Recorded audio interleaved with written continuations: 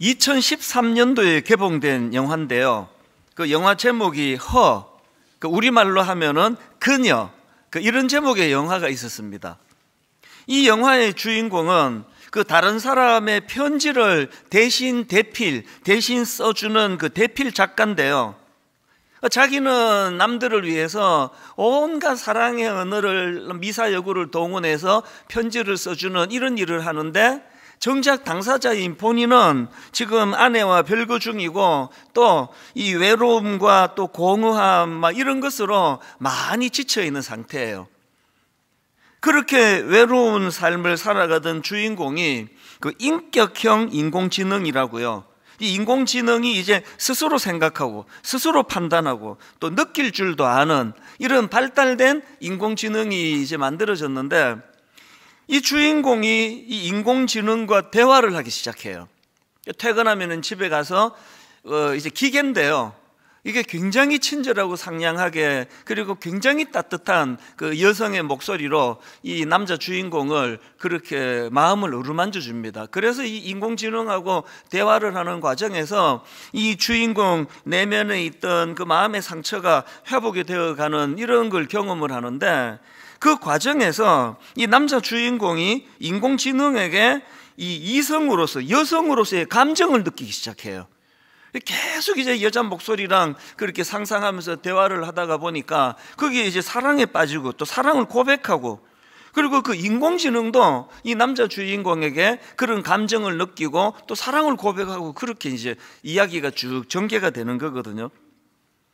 그 실체도 없는 그 기계 앞에서 그렇게 사랑을 느끼고 이런 게 저는 굉장히 좀 그 표현하기 어려운 그런 좀 역겨움이 좀 느껴지더라고요. 제가 지금 입에 담지도 못하는 이런 이런 이제 감정들을 그 기계하고 같이 느끼고 이러는데, 제가 그 영화에서 섬뜩했던 게요. 우리로 치면 이제 강남역 앞이라고 할까요? 서현역 앞이라고 할까요? 굉장히 번화한 그런 거리에서 수많은 사람들이 오가는데 전부 다 이제 이 인공지능하고 대화하는 게 허공에다 대고 각자가 지금 몰입해서 대화를 하는 그 모습이 굉장히 저를 섬뜩하게 하더라고요. 이 인격을 가진 사람과의 대화는 점점 어려워지고, 그런 그 실체도 없는 기계하고 사랑을 느끼고 또 사랑의 미래를 속삭이고 이런 것들이 참, 제가 어느 그 전문가가 이번 설날에 그 추천하는 영화를 해가지고 제가 이거를 TV로 봤는데요. 보다가 중간에 껐습니다. 별로 흥미도 안 갈 뿐더러 그 자체가, 이 구도가 굉장히 저를 좀 머리를 복잡하게 만들었기 때문이에요. 이 영화가 2013년도에 개봉이 됐으니까 딱 10년 전에 개봉이 됐는데, 이 영화의 그 극중의 배경이요 2025년도예요. 그러니까 우리로 치면 내년입니다. 이런 가상 그 기계가 나오고 또 감정을 가지고 대화를 하고 사랑에 빠지고 이런 일들이 지금 우리들 삶에는 이게 점점 이제 실제가 돼가고 있는 그런 거예요. 그래서 제가 이걸 끄고 난 이후에도 굉장히 많은 그 복잡한 생각에 제가 빠지게 됐는데요. 그 영화가 그런 마음에 여러 가지 그 미래에 대한 그 걱정을 하게 만들었는데, 그러고 있는데 그 미국에서 메일이 한 통이 왔습니다. 미국에서 이제 이런 상황에서 이제 귀한 그 자녀 교육을 하고 있는 이진아 전도사님이라고, 지금 이제 분당 우리 교회하고도 굉장히 밀접하게 협력을 해서 올 3월에 또 저희 교회 와서 그 자녀 교육 집회를 할 계획입니다. 이분이 그 자기가 받은 어느 학부모 편지를 저한테 토스해 준 거예요. 아까 영화는 그건 허구고요. 제가 여러분에게 읽어드리려고 하는 이거는 지금 실제로 겪은 일입니다. 자, 한번 내용을 한번 들어보십시오. 저는 캘리포니아에서 5학년 딸을 키우고 있는 평범한 엄마입니다. 몇 년 전부터 캘리포니아에서 급진적인 성교육이 통과되어 저희 아이들이 제대로 된 성정체성을 배울 수 없을 뿐 아니라 오히려 동성애자가 되려고 격려하고 있는, 되도록 오히려 동성애자가 되도록 격려하고 있는 상황들을 보고 듣고 있습니다. 너무나 급진적인 성교육이 초등학교 때부터 시행된다는 것을 알고 있었기 때문에 집에서 먼저 기독교적인 성교육이 필요하다는 생각으로 기독교 교육 자료들을 가지고 시기에 맞게 성교육을 하고 있습니다. 그래서인지 저의 딸은 크게 문제없이 주변 상황에 휘둘리지 않고 정상적인 사고를 하고 있다고 생각하며 걱정을 하지 않았습니다. 그러던 어느 날 5학년 딸아이가 저에게 할 말이 있다며 자기는 동성애자인 것 같다며 여자친구들이 좋다는 고백을 하였습니다.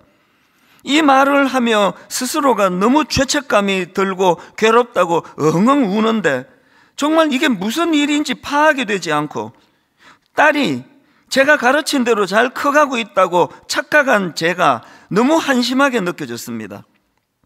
일단 마음을 가다듬고 우는 아이를 달래고 왜 그런 생각을 했는지 물어봤습니다. 저의 딸의 말은 자신이 즐겨보는 K-팝, 이게 우리나라에서 만든 영상이에요.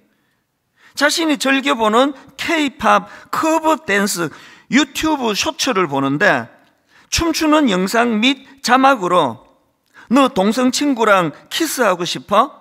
그럼 너는 동성애자야 라는 문장이 나와서 자기가 주변 동성 친구들과 키스해보는 상상을 했더니 좋을 것 같더라는 생각이 들었고 그래서 스스로를 동성애자로 정의해버리고 며칠 동안 그 친구들과 키스하는 상상을 할수록 더욱 감정이 커졌다는 고백을 했습니다. 아이에게서 모든 이야기를 듣고서 너무나 어이가 없어서 우선 그 동영상을 보고 커버 댄스에 맞지도 않는 자막을 넣은 것부터가 너 같은 어린아이들을 현혹하기 위해 만들어진 것이고 그런 상상을 스스로 하지 않았는데 그런 생각을 하게끔 만든 후 너가 그런 상상을 하고 좋았다면 너는 동성애자야 라고 정의 내려주는 것은 말이 되지 않는다고 반박해 주었습니다.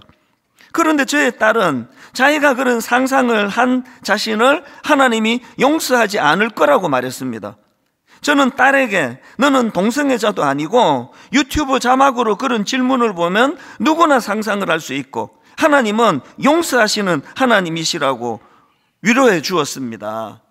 뭐 이런 내용의 편지인데요. 이 어머니의 고민이 뭐냐면은 아무리 그 딸아이에게 설명을 해줘도 그 딸의 우울함이 나아지지가 않는다는 겁니다.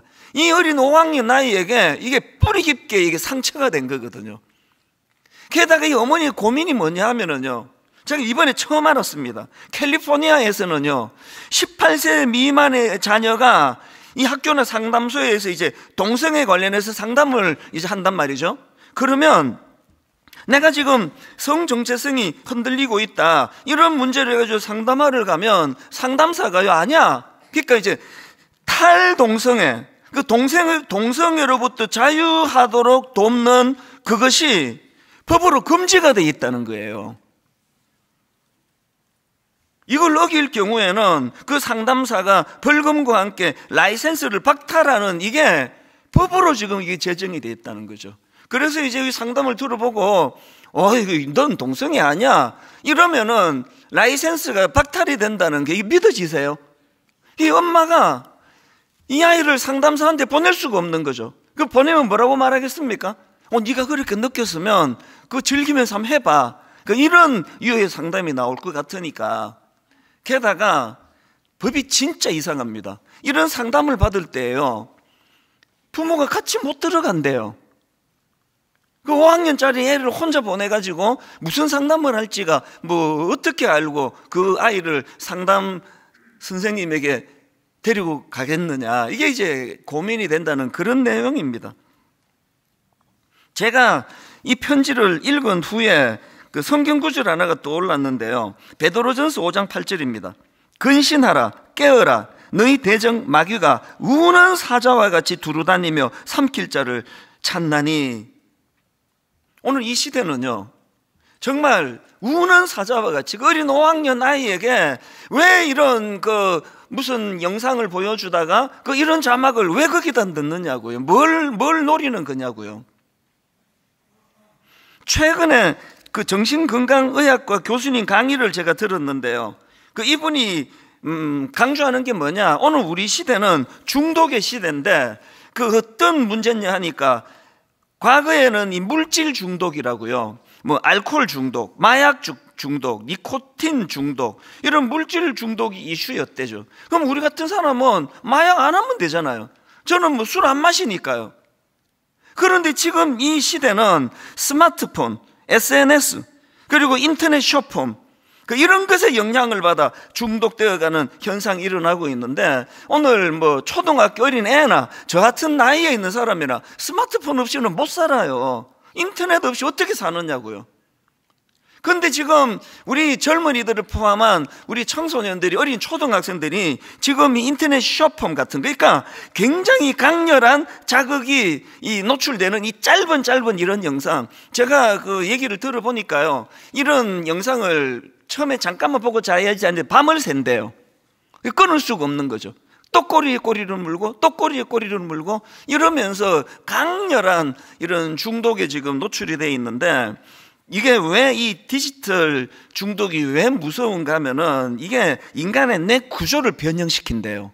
그래서 이 전두엽을 변형시키는 거예요. 인내력이 짧아지고 그냥 막 지금 이제 뭐 이거 내가 지금 해야 돼 그러면 해야 되는 거죠.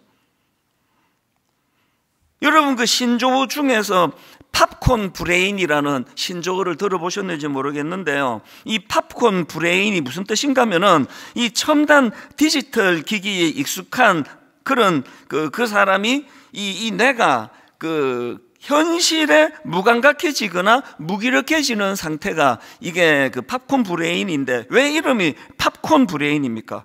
여러분 그 팝콘이 팍팍팍 터지잖아요. 이 팝콘이 터질 때처럼 강렬한 자극에만 이 뇌가 반응한다고 팝콘 브레인이래요. 저는 이제 제가 글쎄요 이제 나이가 점점 들어가는데 제가 정말 80대가 되고 90대가 되면 이 사회는 도대체 어떻게 되는 건가? 이게 지금 뇌 구조가 바뀌고 전두엽이 바뀌고 그래서 욱하면은 지금 내가 뭐 욕구가 올라오면은 지금 바로 해야 되는 거죠. 못 견디는 거죠 안 하면. 이런 세상으로 지금 점점 변해져 가고 있다고 한다면 그래서 제가 지난주에 로마서 12장 2절 말씀 너희는 이 세대를 본받지 말고 이 말씀의 의미를 미국과 유럽에서 이게 실패한 모델이다. 이대로 따라가면 안 된다. 성경이 지금 그걸 가르치고 있다. 그렇게 제가 이 세상 방식을 따르지 말라라는 걸 제가 풀이해 드렸는데요. 설교 한편으로 이거 내가 이제 끊어야 되겠다. 이거는 기대가 난망하옵니다. 내 구조가 바뀌어져 가고 있는데 한번 깨달았다고 이게 끊어지는 게 아니거든요. 그래서 마음에 두려움이 많은 거죠. 그럼 대안이 뭐냐고요? 요즘 저는요 이 대안이 뭐지? 이 고민을 가지고 성경의 여러 대안들을 제가 찾고 묵상하고 그러면서 요즘에 설교를 계속 준비하고 있는데요. 오늘 본문도 제가 발견한 대안 중에 하나입니다. 베드로전서 4장 7절 8절입니다. 만물의 마지막이 가까이 왔으니 그러므로 너희는 정신을 차리고 근신하여 기도하라. 무엇보다도 뜨겁게 서로 사랑할지니 사랑은 허다한 죄를 덮느니라. 지금 여기 나오는 만물의 마지막이 가까웠으니 이 시대예요. 이 만물의 마지막에 가까운 이 시대에 하나님이 주신 대안이 이게 수식어를 다 빼고 나니까 두 가지네요. 하나는 기도하라 그리고 또 하나는 사랑하라예요. 기도하라, 사랑하라, 사랑하라, 기도하라예요. 그럼 오늘 이 대안을 좀 살펴보고 싶은데요. 이 마지막 때에 하나님이 제시하시는 첫 번째 대안이 기도하라예요. 베드로전서 4장 7절 만물의 마지막이 가까이 왔으니 그러므로 너희는 정신을 차리고 근신하여 기도하라. 이 기도가요 이 무서운 유혹의 시대를 극복하는 도구라는 거죠. 그런데 성경에 보니까 어떤 차원의 기도인지를 느끼게 하는데요.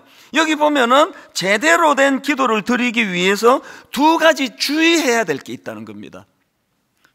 두 가지 주의해야 되는 것 중에 첫 번째가 정신을 차리고 기도하라는 겁니다. 정신을 차리고 기도하라. 여기 나오는 정신을 차리고 이게 헬라어로 소프로네오라는 단어인데요.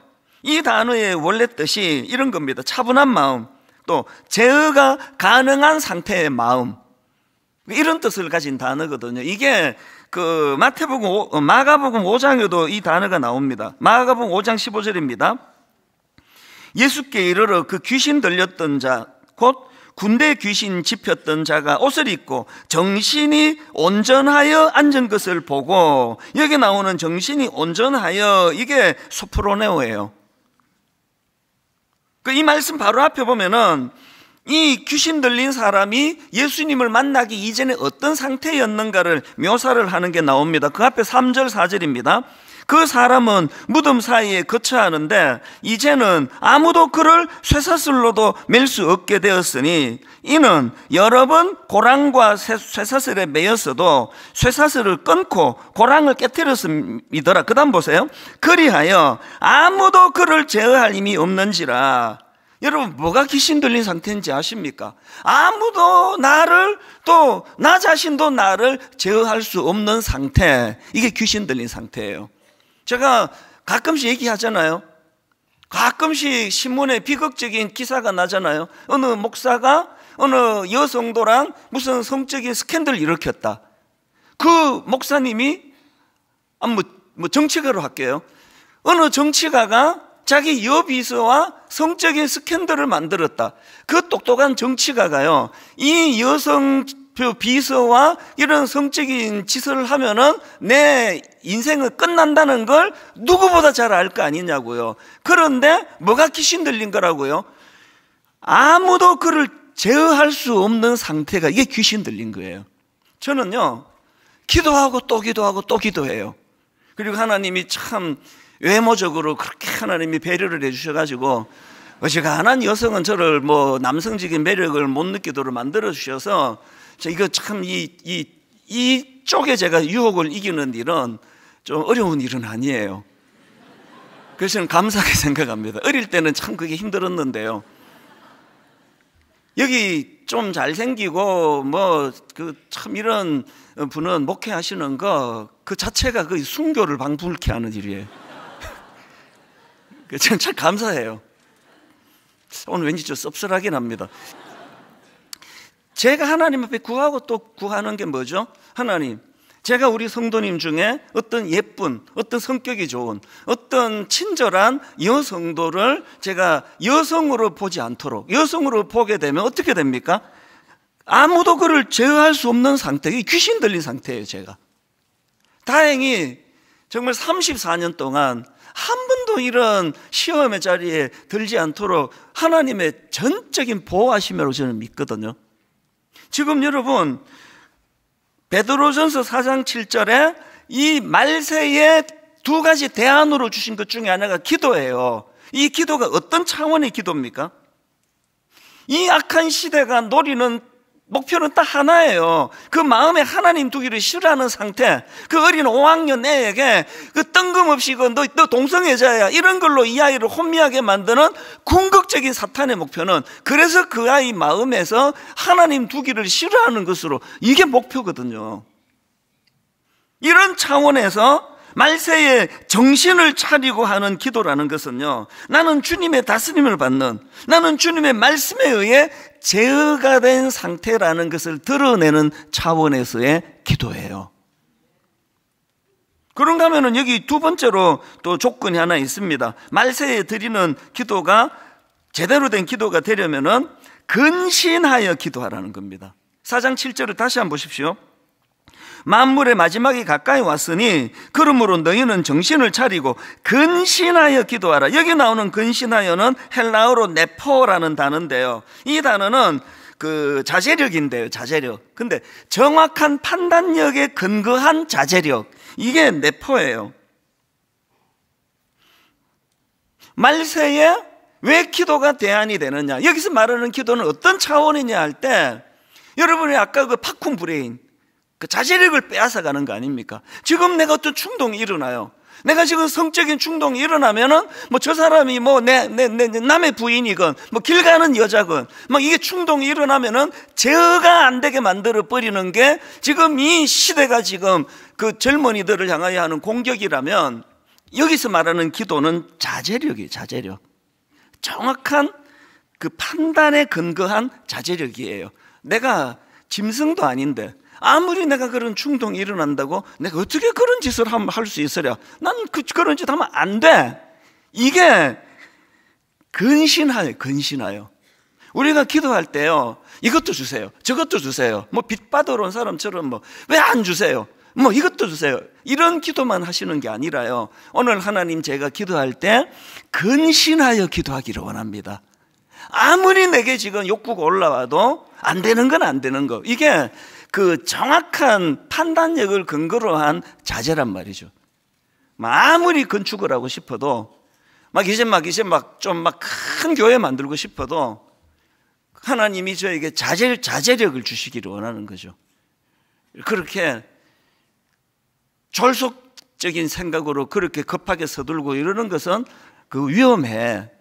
이게 근신하여 기도하는 사람에게 주시는 깨달음이거든요. 악한 세상이 궁극적으로 노리는 목표가 그 하나님을 마음에 두기 싫어하는 하나님 부재의 상태, 내키는 대로라는 거죠. 팝콘 브레인이 그런 거 아니겠습니까? 그냥 팝콘이 튀는 것처럼 적극적이고 충동적이고 그리고 강렬하고, 이 시대가 지금 그렇게 흘러간다고 할 때 저와 여러분은 너무나 놀라운 하나님의 도구, 기도라는 도구를 통해서 자제력이 나를 억제하고 응두르게 하는 힘이 그리스도의 사랑 안에서 나타나게 될 줄로 믿습니다. 이게 왜 중요한가 하면은요, 제가 지난 3주 내내 그 다니엘, 바벨론의 포로로 끌려간 다니엘 이야기를 해드렸는데 오늘이 완결편이에요. 다니엘이요, 이제 포로로 끌려갔더니 이름도 뺏어버리고 그 악한 그 우상의 신들 이런 이름으로 바꿔버리고, 그리고 음식도 통제하고, 그랬을 때 다니엘이 했던 건 뜻을 정하는 거예요. 난 더 이상 이제 놀아나지 않을 것이라고. 그랬더니 자기를 담당하는 관리가 이제 걱정을 많이 하니까 엄청난 도전을 던지잖아요. 그게 다니엘 1장 12절 13절입니다. 현대인의 성경입니다. 우리를 10일 동안 시험해 보십시오. 우리에게 채소와 물만 주어 먹게 하고 그 후에 왕의 음식을 먹는 소년들과 비교하여 우리의 얼굴 모습을 보고 우리를 처분하십시오. 이런 도전장을 던져요. 그랬더니요, 완결편 중요한 건 그 다음 17절입니다. 17절에 이렇게 나와 있습니다. 세 번역입니다. 하나님은 이 내 젊은이들이 지식을 얻게 하시고 문학과 학문에 능통하게 하셨다. 그 밖에도 다니엘에게는 환상과 온갖 꿈을 해석하는 능력까지 주셨다. 뭘 강조하는 거죠? 다니엘이 이런 결단을 하니까 그 친구들과 함께, 그랬더니 그 인생에 하나님이 개입하시는 거예요. 그리고 하나님이 그 다니엘의 결심이 정상적으로 이루어지도록 일하시는 거란 말이죠. 제가 어떤 일이 있어도 미국 집회를 가고 유럽 집회를 가고 혹은 다른 목사님하고 지금 2인 1실로 지금 강사들끼리 한 방에 호텔을 써도 어떤 경우라도 새벽은 내가 양보하지 않습니다. 그래서 그 목사님 잠 깰까봐 자기 전에 그 변소, 그 냄새나는 화장실 옆에다가 의자 갖다 놓고 노트북 갖다 놓고 성경책 갖다 놓고 그렇게 하고는 새벽에 3시 이렇게 일어나가지고 새벽에 가서 제가 묵상을 하는 이유는요, 이 때문이에요. 여러분이 다 이미 알고 계시지만 능력과 지혜는 저에게서 나오는 게 아니에요. 그래서 늘 비는 거죠. 지혜를 달라고. 목회를 하는데 내가 판단 한 번만 잘못해버리면 수천 명의 성도들이 혼란에 빠지는데 하나님 그런 일이 일어나지 않도록 은혜 주시기 원합니다. 여러분, 이 은혜를 구하기 위해서 해야 되는 게 기도예요. 기도. 왜 이 말세의 마지막 때에 기도하라, 이게 하나님의 대안이 되느냐? 제 힘으로는요, 폭포수처럼 쏟아지는 이 성적인 타락, 이 성적인 유혹, 그것을 견뎌낼 수 있는 힘이 저에게는 없습니다. 그래서 기도하는 거죠. 이 기도를 통해서 저 같은 사람도 참 부족하지만 이 정도라도 목회할 수 있도록 그렇게 은혜를 구하는 거, 이게 말세에 모든 분들이 구해야 되는 거예요. 저는 그래서 이번 이제 다다음 주부터 시작되는 다락방 모임은요, 기도하는 공동체가 되기를 바라요. 이런 거죠. 이제 다락방에서 또 순원이 나 우리 남편하고 나 도저히 못 살겠어요. 성격도 안 맞고 처음부터 우리 잘못 만났어요. 내가 이 남편 때문에 내가 죽겠어요. 이렇게 말하는 분이 있다고요. A 순원이. 그러고 나서 이제 그 다음에 B 순원이 이렇게 말해요.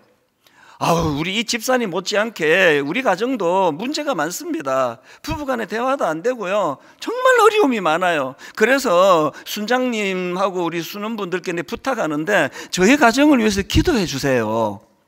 이 같은 내용 아닙니까?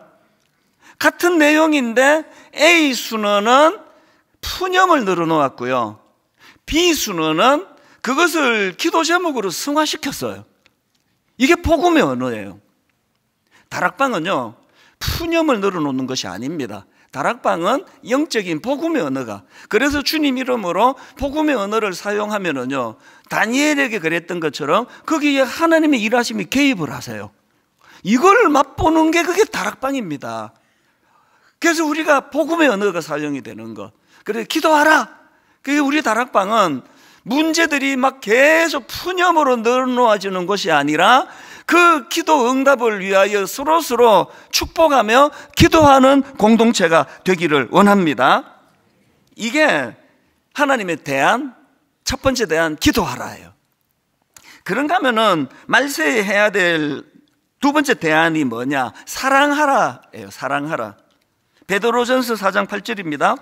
무엇보다도 뜨겁게 서로 사랑할지니, 무엇보다도 뜨겁게 서로 사랑할지니 사랑은 허다한 죄를 덮느니라.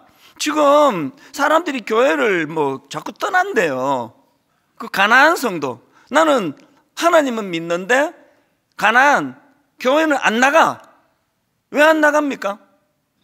지금 교회는 서로 사랑하는 곳인데 이게 안 되니까 자꾸 교회만 가면 상처를 받는다는 거예요. 목사님한테도 상처받고 장로님한테도 상처받고 권사님한테도 상처받고 안 나가, 안 가, 이렇게 되는 거예요. 지금 29교회가 1만소도 파수 운동한 이후로요, 저희 교회에서 나간 분들이 10,000명 좀 더 넘는데요, 지금 29교회를 다 합하면은 엄청난 숫자가 됐어요. 최근에 제가 아끼는 목사님 만나 대화하다 보니까 지금 출석이 1,500명씩 모여요. 가나안 성도들이 막 몰려온다는 거예요. 그 어떻게 해서 이렇게 됐느냐고 그 비결을 나한테 좀 보내달라 그래서 이만큼 제가 받아놨는데 언젠가 한번 인용할 때가 있겠죠. 교회는요, 사랑하는 곳이에요. 그리고 사랑받는 곳입니다. 이게 안 되는 순간 교회는 100% 변질이죠. 상처밖에 나올 게 없습니다. 기독교의 정체성은요, 그 십자가를 통한 용서와 사랑, 이게 전부예요.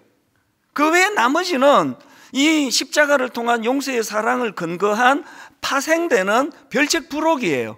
우리가 잘 살아보자, 정직하게 살자, 이 모든 건 다 별책 부록이에요.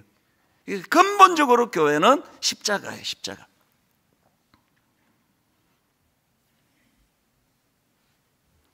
그래서 이제 그 사랑하라, 이게 이제 말세의 대안이라 그러는데, 근데 여기 보니까 그 사랑권에 지침이 하나 있습니다. 베드로전서 4장 8절입니다. 사랑하는데요, 무엇보다도 뜨겁게 사랑하래요. 뜨겁게. 무엇보다도 뜨겁게 서로 사랑할지니 사랑은 허다한 죄를 덮느니라. 여러분, 허다한 죄를 덮을 정도로 뜨거운 사랑은요, 오직 예수 그리스도의 십자가에서밖에 안 나옵니다. 여러분, 되던가요? 저는 안 되던데요. 그 상대방의 허물을 완전히 용납하고 용서하고 덮을 만큼 그 사랑은요, 우리에게 나오지 않아요. 그래서 그 왜 말세의 대안이 사랑하란가 하면은 그 사랑을 우리가 추구하다가 보면은 십자가를 의지하지 않을 수 없게 되거든요. 아낌없이 주는 나무, 이게 복음이라 그랬죠. 지난주 기억하시죠? 소녀는 나무를 사랑했고 나무는 행복했습니다예요. 소녀는요, 둥지까지 다 자기를 위해 희생하는 나무에게 대갚을 게 사랑하는 것밖에 없습니다. 뭘로 대갚습니까? 근데 그 나무는 그 사랑을 알아주고 수용해주고 그걸로 감사하며 사랑해주는 것만으로 충분한 게 그게 나무거든요. 이게 예수 그리스도 아닙니까? 저는 분당 우리 교회가 이 말세에 여기가 피난처가 되기를 원해요. 어떤 악한 것들이 유혹을 하고 우리를 무섭게 공격을 해도 분당 우리 교회 울타리 안에만 있으면 안전해. 그렇게 되기 위해서는 첫째, 주님 앞에 기도해야 돼요. 기도를 통해 뭘 선포한다고요? 마음에서 하나님은 내 몰아내려고 하는 이 악한 시대에 거슬리지 거기에 동조하는 게 아니라 어떻게 한다고요? 기도를 통해서 그리스도가 내 삶의 주인이시라고, 하나님은 내 삶의 왕이시라고, 이걸 의지적으로 선포하는 거죠. 그리고 사랑하는 거예요. 어느 정도까지? 상대방의 허물이 다 덮일 때까지. 저는 이번 소그룹 다락방에서 위대한 용서와 위대한 사랑이 이곳저곳에서 흘러 넘치게 될 줄로 저는 확신합니다. 여러분, 이 다락방은요, 대접받으러 가는 거 아니에요. 실습하러 가요. 이번 그 설날 연휴에 굉장히 제가 참 재미있는 일을 많이 겪었는데요. 그 중에 하나예요. 그 어느 순장 부부가 한복을 곱게 이 부부가 차려입고 저한테 세배하러 왔어요. 나이 차이도 얼마 안 나요. 갑자기 세배하러 왔다고 그래서 제가 엄청 당황했죠. 절대 그러지 말라고, 무슨 세배냐고, 그냥 놀다 가라고. 그래서 이제 그 부부하고 차를 마시고 대화하면서 시간을 보냈는데요. 굉장히 감동을 받았어요. 이분이 그 신혼부부 다락방을 순장 두 부부가 맡고 있는데요, 9쌍이에요. 그러면은 18명을 섬겨요. 정성을 다해서 그렇게 섬기는데요, 이제 이 순장님 부부가 가시고 나니까 우리 교회 직원 한 사람이 그 다락방의 순원이래요. 그래서 그 직원이요, 그 부부가, 순장 부부가 딱 나가시고 나니까 하는 말이, 와, 정말 지극정성으로 순원들을 섬긴대요. 이건 뭐 과하다 할 정도로. 이게 자기가 알기로 지금 그 순장님 사업도 어렵다고 알고 있는데 어떻게 저렇게 지나치도록 섬기는지 모르겠다고. 그래서 제가요, 그 신방 교역자 기도 제목 올려준 걸 제가 확인을 해봤어요. 깜짝 놀랐죠. 이런 기도 제목을 교역자가 올렸더라고요. 작년 1월입니다. 현재 사업장도 어려운 상황이심, 수입이 있으나 나가는 금액이 많아서 감당하기 쉽지 않으심. 이게 작년 1월에 쓴 기도 제목이에요. 그리고 올 1월에 쓴 것도 큰 차이가 없습니다.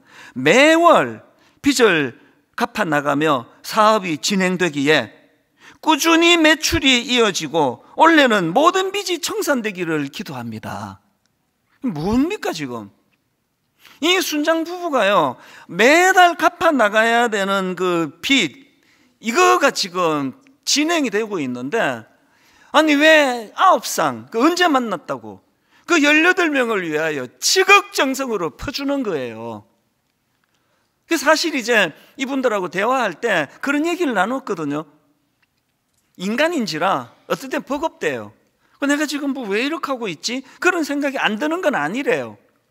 이번에도요, 연말에 이제 좀 버겁다 그러는데 바로 하나님이 예배 가운데 회복을 시켜주셨대요. 여러분, 작년 12월 24일 주일에요, 저희 어머니 장례 때문에 제가 한 주를 비웠잖아요. 그래서 우리 교회 곽규호 목사님이 이제 설교를 했는데 일부 예배 때 사진 하나를 올렸대요. 제가 이제 어머니가 돌아가시고 나니까 우리 교역자들이 참 안쓰러웠는지 갑자기 이제 기습 예배를 드리러 왔어요. 이거 우르르르 몰려오더니 다 서서 그 자리에서 뭐 얼떨떨한데 막 이제 눈물로 기도도 해주고 그렇게 예배를 같이 드렸는데요, 그때 누가 사진을 한 장 찍었나 봐요. 그 곽기호 목사님이 설교하면서 그 사진을 이제 화면에 올렸대요. 이 사진입니다. 한번 화면으로 띄워주세요. 저 사진이에요. 그 까만 옷 입은 저를 쳐다보지 말고 그 위에를 보세요. 그 액자가 큰 게 하나 제 기둥에 붙어 있거든요. 나는 날마다 죽노라. 이 성경 말씀을 그 순장 부부가 예배 가운데 저 성경 구절이 있는 액자를 보고는 마음이 힐링이 됐대요. 내가 우리 순원들을 섬기는 이 일이, 이게 나는 날마다 죽노라, 사도 바울이 고백했던 이 눈물의 고백을 실천하는 거라고. 다시 그래서 내가 힘을 내야 되겠다고. 여러분, 다락방은요, 그래서 제가 이제 우리 순원분들께 제가 부탁합니다. 이제 새 학기부터는요, 그 순장이 리어카를 막 땀을 흘리며 끌고 나머지 모든 순원들이 리어카에 타고 가는 이 구도가 아니라, 이제는 모든 순원들이 리어카에서 내려서 같이 끌고 가기를 바라요. 이 순장님 부부에게 너무 과도한 짐을 지우는 건 옳지 않아요. 같이 짐을 같이 끌고 가기를 원합니다. 그리고 그 리어카에 누가 타야 되느냐? 새 가족이 타야 돼요. 교회를 경험해보지 못한 초신자들이 이 리어카에 올라타서 회복이 되면 그분도 내리고 또 새 가족이 올라타고, 이게 다락방입니다. 결론을 제가 이렇게 맺기를 원합니다. 아까 그 사진에 이쪽 왼편에 보면은요, 제 그 책장 위에 액자 하나를 제가 붙여놓은 거 여러분 다 아는 이야기예요. 이렇게 제가 액자를 넣어놨습니다. 덜 논리적이면서 더 사랑하라. 이걸 제가 액자에다 넣고 들어가면서 보고 나가면서 보고 그러거든요. 왜 그럴까요? 저는 논리적인 사람이에요. 사람을 만나면 몇 마디 해보면, 아, 이게 이런 사람이네, 아, 이게 참 약점이 많네. 저는 판단을 잘하는 사람이에요. 그래서 제 약점을 알기 때문에 맨날 외쳐요. 덜 논리적이면서 더 사랑하라. 왜 이걸 애써야 될까요? 주님이 논리적이셨으면 저나 여러분은 구원을 못 받았을 거예요. 덜 논리적이면서 더 사랑하는 게 그게 십자가거든요. 말세, 어마어마한 지금 유혹과 공격이 감당하기 어려운 폭포수처럼 퍼부어지는 이 시대에 우리 자녀들을 보호하기 위하여, 우리 가정을 지키기 위하여 하나님의 두 가지예요. 하나는 기도예요. 기도. 중심을 잡아주게 만드는 기도. 기도하라. 그리고 또 하나는 사랑하라. 어디까지? 상대방의 허물이 덮여질 때까지 사랑하라. 오늘 이 말씀을 우리가 기억하시면서 그 행복이라는 제목의 찬양 여러분 아시죠? 화려하지 않아도 정결하게 사는 삶, 가진 것이 적어도 감사하며 사는 삶. 그 다음 가사가 이렇습니다. 나에게 주신 작은 힘 나누어주며 사는 삶. 아까 그 두 젊은 신혼 다락방을 인도하시는 순장님 부부가 보여주신 실천이 이런 거 아니겠습니까? 이게 그분들에게 행복이라는 거죠. 우리 가사를 생각하시면서 한번 이걸 우리 가정에, 우리 삶에 한번 적용시키면서 찬양하기 원합니다. 화려하지 않아도 정결하게 사는 삶.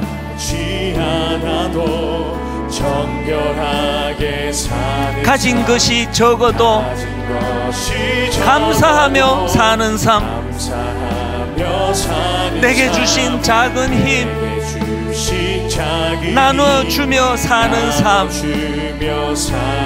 이것이 나의 삶의 행복이라오.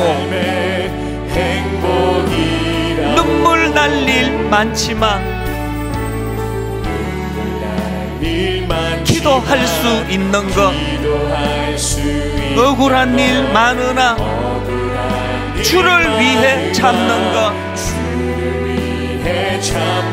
비록 짧은 작은 삶 주 뜻대로 사는 것, 이것이 나의 삶의 행복이라오. 여러분, 주님 안에서 이 행복을 주님이 원하십니다. 이것이 행복이라오. 세상은 알 수 없는 하나님 선물, 이것이 행복이라오. 하나님의 자녀로 살아가는 것, 이것이 행복이라오. 화려하지 않아도 정결하게 사는 삶. 화려하지 않아도 정결하게 가진 것이 적어도 감사하며 사는 삶, 내게 주신 작은 힘 나눠주며 사는 삶, 이것이 나의 삶의 행복이라오. 눈물 날 일 많지만 기도할 수 있는 것, 억울한 일 많으나 주를 위해 참는 것, 비록 짧은 작은 삶 주 뜻대로 사는 것, 이것이 나의 삶의 행복이라오. 이 행복을 하나님이 여러분에게 주시기 원하십니다. 이것이 행복이라오. 세상은 알 수 없는 하나님 선물, 이것이 행복이라오. 하나님의 자녀로 살아가는 것,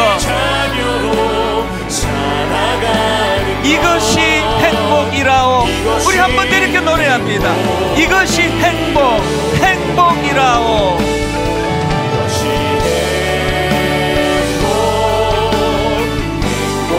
세상은 알 수 없는 하나님 선물, 이것이 행복이라오. 하나님의 자녀로 살아가는 것, 이것이 행복이라오. 나를 한량없는 은혜, 갚을 길 없는 은혜, 예배드린 오늘 이 시간 내 삶을 애워싸는 이 감격이 우리에게 하나님의 은혜.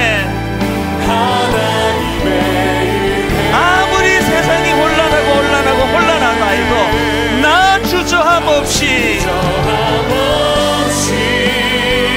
그 땅을 밟음도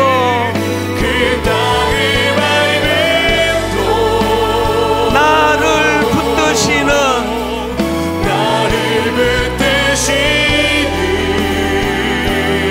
하나님의 은혜.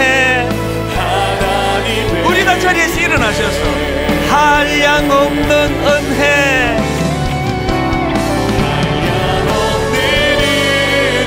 이 감격이 있으십니까? 갚을 길 없는 은혜, 이 감격이 있으십니까? 내 삶을 애워싸는 하나님의 은혜. 혼란한 이 시대를 살아가는 우리지만 나 주저함 없이 그 땅을 밟음도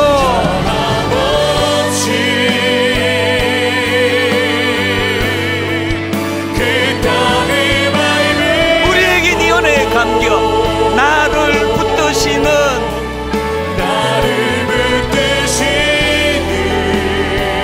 하나님의 은혜, 하나님의 은혜.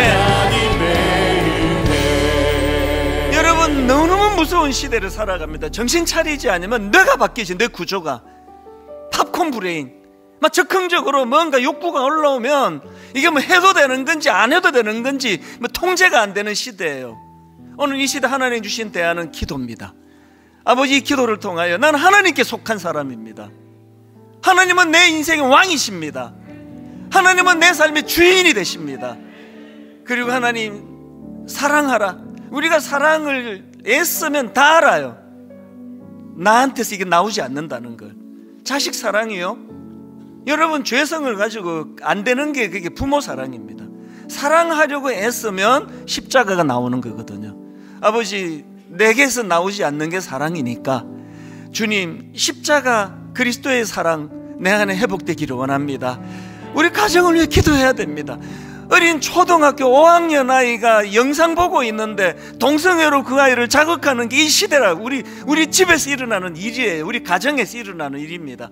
우리 한번 합심해서 기도할 때 하나님 우리 가정을 살려주시고 우리 어린 자녀들 아버지 그들이 팝콘 브레인이라고 너무나 적석에서 적흥적에서 내가 원하는 어떤 욕구가 충족되지 않으면 견딜 수 없는 이런 뇌구조로 바뀌어져가는 이 시대 속에서 그리스도가 이 아이를 보호해 주시기 원합니다. 우리 가정을 보호해 주시기 원합니다. 우리 교회를 살려주시기 원합니다. 우리 가정을 살려주시기 원합니다. 우리 한 목소리로 합심하여 같이 기도하시겠습니다. 살아계신 하나님 아버지, 너무나 혼미한 너무나 혼란한 시대입니다.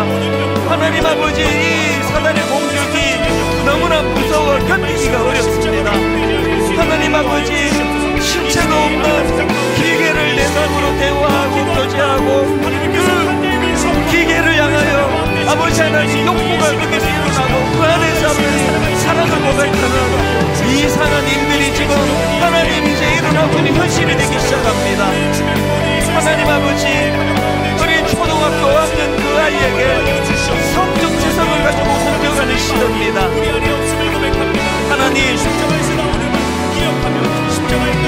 미국과 유럽에서 이미 실패한 모델인 이 음란하고 이 악한 문화가 물밀던 우리나라로 들어오고 있는 상황입니다.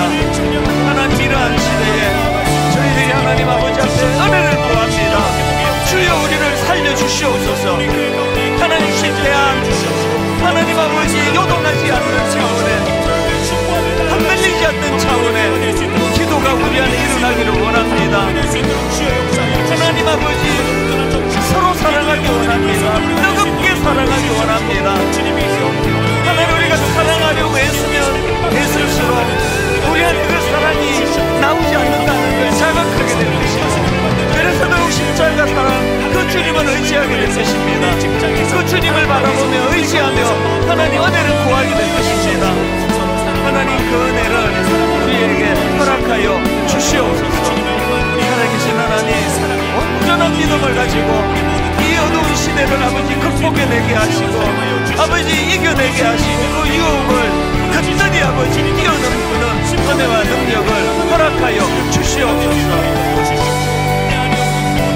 하나님, 오늘 예배하는 모든 주님의 사랑하는 성도들과 그들의 가정을 지켜주시고 보호하여 주셔서 하나님 아버지 하나님의 자리로 가도록 주님 인도하여 주시옵소서.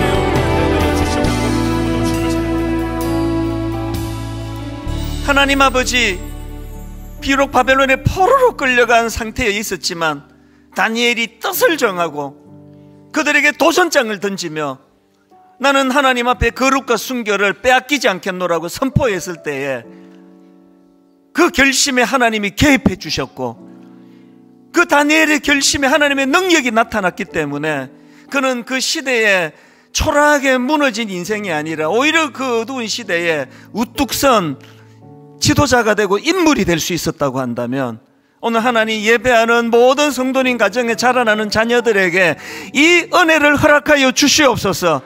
어두운 이 시대에 거기에 휘말려 살아가는 인생이 아니라 하나님, 시대가 너무나 어둡기 때문에 자그마한 불빛 하나만으로도 이 어두움을 비출 수가 있습니다. 이 어두운 시대에 하나님, 다니엘과 같이 아름답게 이 말세에 쓰임받는 놀라운 지도자들이 이곳저곳에서 배출이 되도록 인도하여 주시옵소서. 그것을 가능하도록 하기 위하여 요동하지 않도록 해주시는 기도가 우리 삶의 대안인 것을 깨닫게 하여 주시옵소서. 그리고 하나님, 사랑하는데 뜨겁게 사랑하는 저희들 되기 원합니다. 가정 안에 모든 허물이 다 덮어질 정도로 부모님과 자녀 안에 사랑이 회복되게 하여 주시옵소서. 부부간에 사랑이 회복되게 하여 주시옵소서. 우리가 이 사랑을 몸부림치면 그 사랑은 내게서 나오지 않는다는 것을 자각하게 되고 그래서 십자가 은혜를 구하게 되는 줄로 믿습니다. 주님의 놀라운 십자가, 그 사랑의 역사가 우리 모든 성도님들과 그들의 가정과 또 이 교회에 놀랍게 드러나고 역사하도록 인도하여 주시옵소서. 이번 한 주간 기도하라, 사랑하라, 이 두 가지 지침을 삶 속에서 구현해내면서 승리하는 한 주간 되게 하여 주시옵소서.